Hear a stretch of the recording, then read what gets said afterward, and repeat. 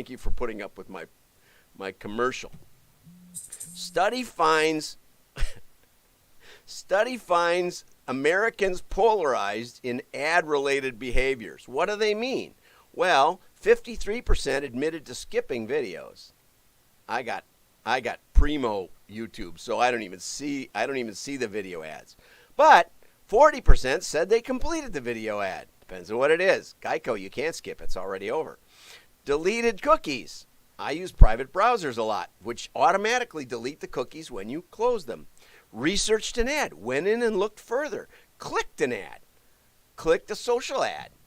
Shared an ad. Remember I said I didn't think that digital had much pass along. But, the fact is you can't track this in the first place. So how can you track pass along? It's just about impossible. Okay, bought something. Amazing, but it's a very small percentage. Yeah, it always is. Because I don't need what you're selling me. So you better make your commercial interesting. And use the VPN. Yes, I do that a lot too. I hide where I am. I want to get a VPN for New Zealand because I was trying to watch the America's Cup and all I got was some, I think, pretty much drunk commentators that were at least had no idea what sailing was. When people tacked, they called it jibing, and when they turned, they call it, oh, he did a U-turn around the lower mark and stuff like that. But I could get the gist. It's 1-to-1, New Zealand versus Prada, the Italians. I'm rooting for the Italians because the New Zealanders always win. Who cares? And it's Jimmy Spittle, and I like him. He's not Italian. He lives in New Zealand. It's basically the New Zealanders racing against the New Zealanders on a false flag, which isn't what the false flag means. Okay, Burger King apologizes after the women belong in the kitchen tweet. This was so funny. Anyway, that's all they tweeted. Burger King is a little edgy, so I use them a lot, but we're gonna kind of skip that. But it was just a tweet that said, women belong in the kitchen. Now, millions of backlash. And this is what advertising is about. Getting attention. Millions, okay? But Burger King went on to point out that only 20% of the chefs are women, okay? There's a disparity. And so they were offering scholarships to women who want to go to chef school. What a great thing. And yet, they get vilified. There's a good word. Vilified, I say, just for having a little fun. We can't have any fun anymore. Except on this show, we'll have plenty of fun. So I'm going to talk about gender, race, sex in advertising, okay? So the next one, got to go fast. Hispanics don't feel like we understand their culture. No sé. Totalmente bien. I don't have a clue. I took 5 years of Spanish. I'd never been to a Spanish country. I'd never done anything. What do I know? I can maybe translate badly. I was trying to, I shouldn't tell that story, but I was trying to figure out how to, never mind, I better not tell that story. Anyway, I try. And the truth is, Hispanics today are huge consumers. They are making lots of money because they're working hard, and they're a great market. Reynolds Wrap told me they were their number one market one time when I was working with Reynolds Wrap. They said, why do you think that is? I said, I don't know. They said, because they have big meals, they have big families, and they love to have leftovers. Sounds like Italians. All my family's Italian, so, These are good things. These are not bad things. These are great things.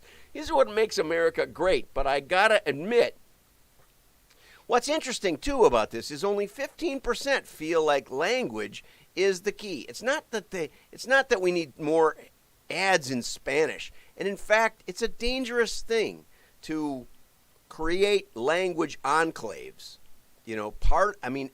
My relatives, my grandfather had a heavy German accent, but he taught in high school. His kids didn't, right? His grandkids didn't. But he was successful in America, learned to speak English. My wife's grandfather, I said, why didn't you learn Italian? Because she watches, videos and stuff and learns Italian. I said, why didn't you learn Italian growing up? She said, oh, my grandfather, when he came to America, he said, we're Americans, no Italian. and literally wouldn't allow Italian in his house. Can you imagine? Which, I mean, that's his choice, but he was so excited about being in America. So it's not about language. It's a little bit about that we don't understand the culture. Now, here's one of the problems. We don't, okay? I don't even understand German culture. I've been to the Hofbrauhaus.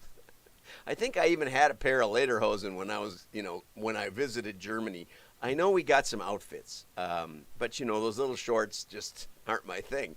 Anyway, we try. Every year my parents would take us to the Folk Fest, and we would have our attempt at German culture. And finally we did get to go there. But, it's a melting pot. And, there were two women who went to Mexico and got so excited they started a food truck, and they were shamed into going out of business because it was called cultural appropriation because they weren't Hispanic. But they loved Mexican food, and they wanted to do a restaurant. It's a nutty world. This is my point. It's a nutty world. So now let's go over to this. Was on LinkedIn the other day because it was National World Women's Day or something. And women deserve probably the whole year. But anyway, the women I know do. Happy birthday. It's my wife's birthday today. I say happy birthday to her. She doesn't watch this show. She gets to hear enough of me at home. But only 29% of women believe that advertising represents women accurately. 44% of men thought that advertising represented them accurately. Now, I think that's pretty good, actually, to be honest, because women are different. And I see ads for women saying that women are different. And if women are saying women are different, you better listen. So the fact that only a third of them think that they got represented accurately, and those are probably the ones that are, athletic and young and everything that an advertiser would want to put in a commercial. Men, I think there's just a differential in whether men think about it. I don't think most men think about it too much, but I have been thinking about it. And I have to say, like I bought something like 8 Lexuses, and they pretty much never put white, overweight, old men in Lexus commercials, even though a lot of the people I see driving Lexuses are those people. Because they're comfy. They drive great at 100 miles an hour. Not that I ever did. But I did find a commercial that is, I think, reflective of my own. Well, I'll just let you see it. Okay, here we go. Let's go over here.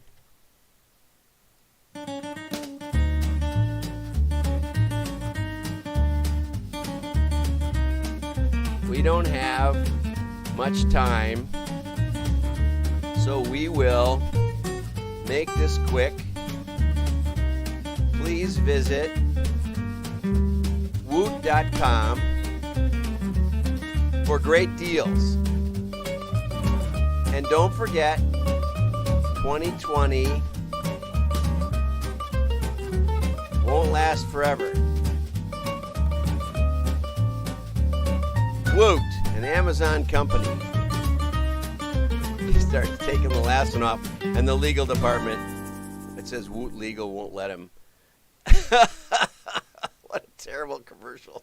I don't even know what Woot is, to be honest. I went on Woot to try to see, and I couldn't figure it out.